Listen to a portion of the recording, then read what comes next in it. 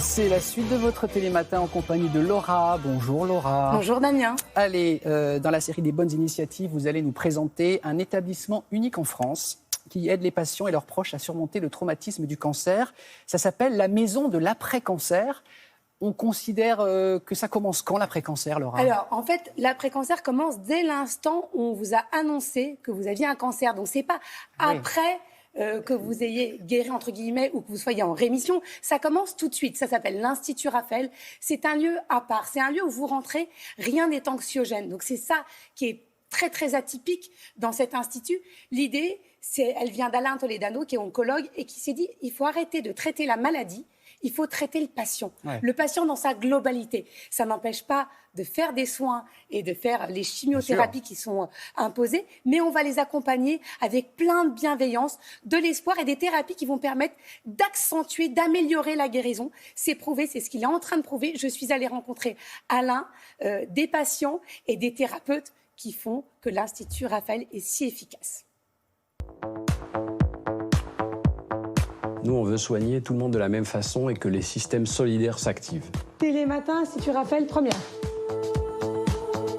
Bonjour Alain. Bonjour Laura. Alors, comment vous avez eu l'idée un jour de créer cet institut?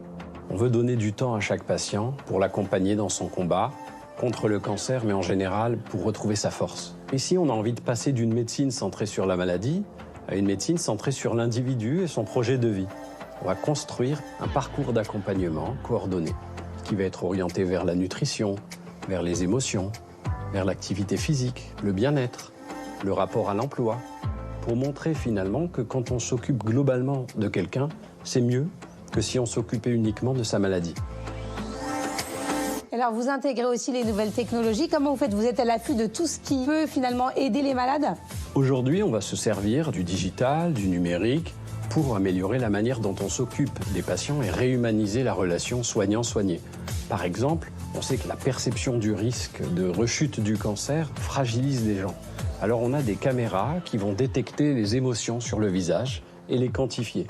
On a aussi des casques de réalité virtuelle avec des paysages hypnotiques. Ça va permettre de travailler sur l'imaginaire des patients.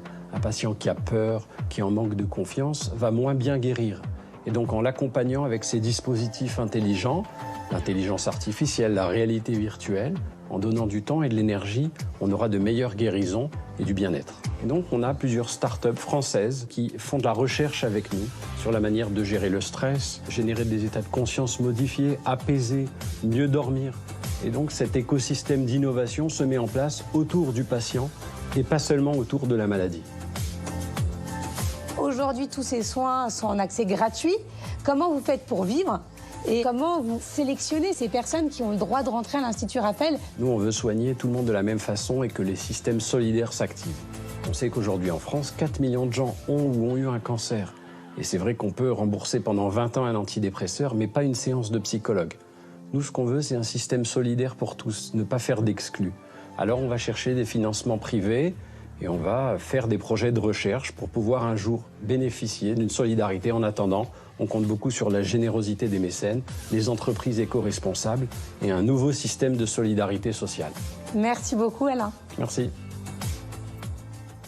Vous me confiez, Laura, qu'il y a beaucoup de patients ou de patientes qui vraiment ont vu leur destin basculer grâce à cet endroit. Grâce à cet institut. Et lorsque j'ai annoncé sur mon compte Instagram qu'il y aurait ce sujet diffusé ce matin dans Télématin, j'ai des patientes qui m'ont contactée en me disant « mais vous ne pouvez pas vous imaginer, ça a accéléré mon processus de guérison, ça a changé ma vie ». Et elles ont toutes créé, ou ils ont tous créé des liens particuliers. Et encore une fois, je le répète, il n'y a rien d'anxiogène, ce qui est tellement rare.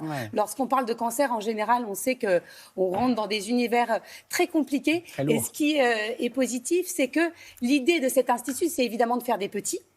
Des bébés partout en France. Là, c'est à Levallois-Perret. On peut venir, même si on n'est pas obligé d'habiter à Paris, on peut venir de province pour suivre. Donc c'est ouvert à tous. C'est ouvert à tous et c'est gratuit pour tous. Donc vous avez compris, ça ne fonctionne qu'avec les dons. Donc ils ont besoin des mécènes, des entreprises. Et puis vous pouvez contacter l'Institut Raphaël si vous souhaitez bénéficier de ces soins. Et une dernière petite chose importante, c'est qu'il y a un institut de formation. Donc encore une fois, l'idée c'est d'essaimer et de former d'autres médecins partout en France pour que cet institut et ces méthodes rayonnent puisqu'elles ont prouvé leur efficacité. Il y a un livre également. Et il y a un livre, Alain Toledano, La maison de l'après-cancer. Donc on le répète, c'est pas après et au moment de la rémission, c'est dès que vous avez eu l'annonce pour avoir toutes les clés aux éditions RS. Et donc on va rappeler, vous m'avez dit que c'était à Levallois-Perret, c'est ça? À Levallois-Perret. Il y a un compte parisienne. Instagram, il y a un site internet, vous pouvez les contacter. Il y a une équipe formidable parce qu'on parle d'Alain Toledano, mais il est entouré de femmes exceptionnelles, comme celle qu'on a vue chez Razat, qui est la professeure de danse-thérapie. Voilà, il y a plein de thérapies différentes. Et d'aller dans cet endroit, vous vous dites, oh là là, peut-être que c'est angoissant.